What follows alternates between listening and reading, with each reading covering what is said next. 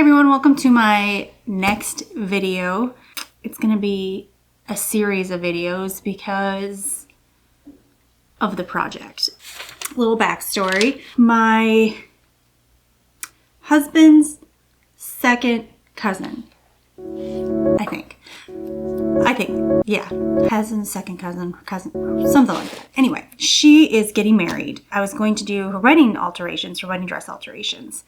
And she came to me and was like, well, I'm looking for a reception dress, but everything's so expensive. You know, she's on a budget. This is moving and it's bothering me. Stop. She has 4 kids, just tight budget. And I was like, oh my gosh, can I make it for you? And she said, yes.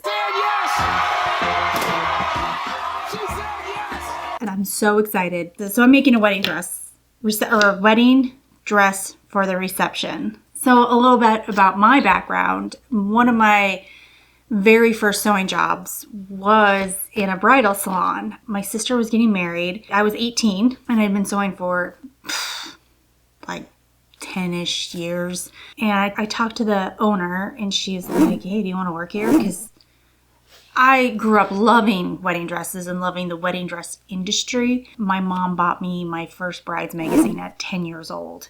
And I remember flipping through it and ripping out the ones I like and trying to figure out, you know, what I do differently on these ones and what I do differently on these ones. And I still remember my favorite dresses that I pinned and kept secret in a little drawer. I still have some of them, which is kind of awesome, from the 90s. Man, lots of fringe and beading, tulle. As a little kid, I liked all the glitz and the glam and something that I would never wear today.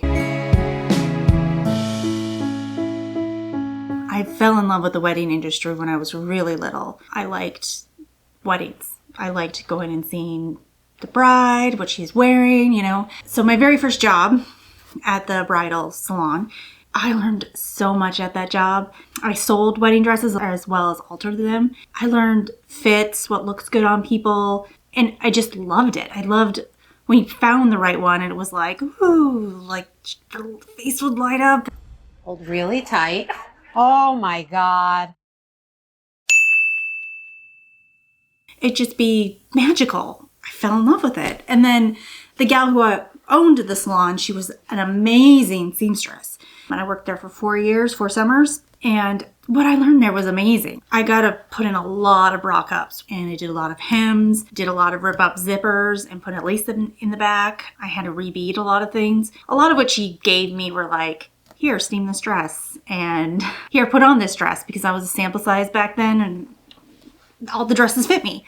I tried on so many. I modeled so many. That's why when I got married, it was the second dress I tried on that I was like, yeah, this is it. I knew because I tried on so many dresses. So this is like my jam. I love weddings. I love bridal. I know what I'm doing inside and out. I had the training for 4 years in bridal. If I could take away the bride,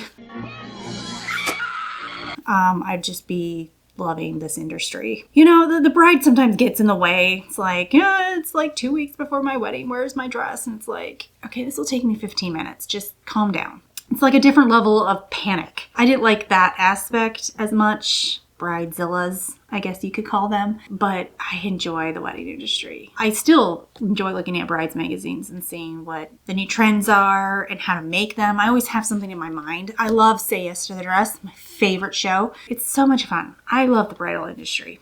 So of course I said yes to my husband's cousin's wedding dress. And she sent me a whole bunch of she sent me a whole bunch of inspirational pictures. They all kind of were different, except like one theme, which is like she wants a circle skirt, a short circle skirt. That was like the theme. And everything else, she's like, oh, whatever. And I'm like, oh, no, you can't do that. So she came back. I took her measurements. We discussed it. And then we narrowed it down. So she wants essentially a sweetheart strapless with a lace-up back, which I adore lace-up backs. I think they are so much fun. Also, it's like gives. Like if it's too small, You just lace it back tighter. If it's too big, you let it out. It's so versatile, and I like that. I have 2 months to do this dress. Not that she's going to change a whole lot in 2 months. She might, like, just a little bit, but if she does, you just let it out, lace it up. My boss at the bridal shop always loved lace-ups too, because she's like, you can cinch it in really tight for the ceremony and look really, really tight and sculpted. And then once you have the reception, let it out, eat, have fun. So she wants to do a lace-up, sweetheart, and a circle skirt. She also wants draped sleeves. So that's why it's strapless, because these draped sleeves do absolutely nothing. All they are for show. They don't hold up the dress. They don't do anything. She asked me all this, and then the saddest thing of all is Joann's closed. I don't live in LA. I don't live anywhere that's like I can just go to Garment District and just pick out a bunch of fabric. I'm really, really limited. Online scares me. You have to pay for the swatches, which is fine. But when I got the $75 75-cent swatch and then go to checkout, and the checkout is $7 to send me a 75-cent swatch, I'm just like, no. Why? No. So Secret Spark Fabrics. I really, really like them. They sent me swatches, and they're actually in every color. So I didn't ask for this, but she sent it anyway, which is kind of nice. I wanted this white clear sequin one, or the silver. And I think silver might be a little too much. It's almost like a mirror, like reflecting. I didn't ask for the ivory because I know she wants it white, but I really liked this. And then there's this iconic satin. I really, really liked that. And then she gave me off-white and ivory. I put them together like this. And she wanted something beaded on top from her inspiration photo. She really liked the beading. And then, of course, we want to do a white satin. And then there was this one. These are Fairy Dust Glitter Tulle, Illuminate White and Ivory. And I still might... I don't know. I still might get this Fairy Dust Glitter Tulle to put under the dress. Okay, so this is what I drew out. I'm at the trying to color it in so you guys can see it better. And I love these Copic markers. She loves this like full A-line skirt. She wants it beaded, but the beading is going to weigh it down. So I feel like in order to get this fullness that I want, I'm going to have to put tulle under it. I've got tons of tulle. I've just got tons of plain tulle. But this is kind of a little bit more fun. Like if it peeks out a little bit, you know? I don't know. I really like the fun stuff. This is fun. I think this just has a little bit more to it. I don't like the ivory. I don't want the ivory. But this white, it's kind of fun.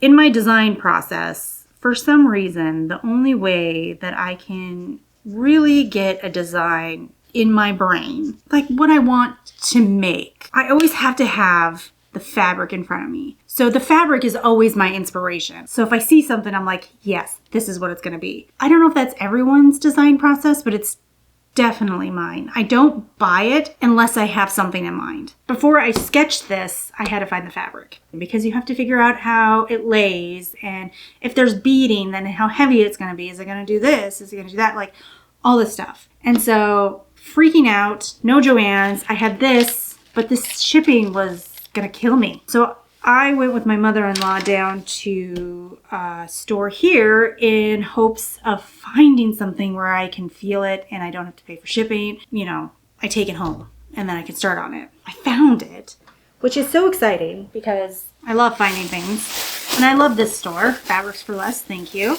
This is it. It looks exactly the same as this one. I think the sequins are a little bit bigger. They have bigger sequins, but it's fine. And she loves it. So I'm like, score. So I got that one. Score. And then I had a whole bunch of shiny satin. I think there is a time or place for shiny satin, but it kind of cheapens it a little bit. It's kind of like, I don't know. I don't want to be shiny on my wedding day. So I found this matte satin, and I love it. Matte satin, bridal satin, heavy, pretty. I love it. It's going to keep its shape. I just love working with this stuff. This, and then we're going to have a little overlay. Oh, it's going to look beautiful. I was curious if this was going to weigh it down, and it might weigh down the circle skirt. I'll just add some tulle, and I'll maybe add some horsehair around the edge of it. It'll foof out. I've got all my measurements, and I'm going to make this pattern from scratch. This video, it's gonna be a lot. Whenever I make patterns, I feel like it's not really like a hit or miss, but a trying on and then making adjustments. Trying it on again, making adjustments. And I'm going to do a mock-up thanks to my Ditto, which if you don't have a Ditto, you should really get a Ditto. What sold me on the Ditto was the fact that I can make basic blocks for my size. This fashion school I went to didn't do a whole lot of draping. The only thing in college that they really taught me how to do is drape basic blocks.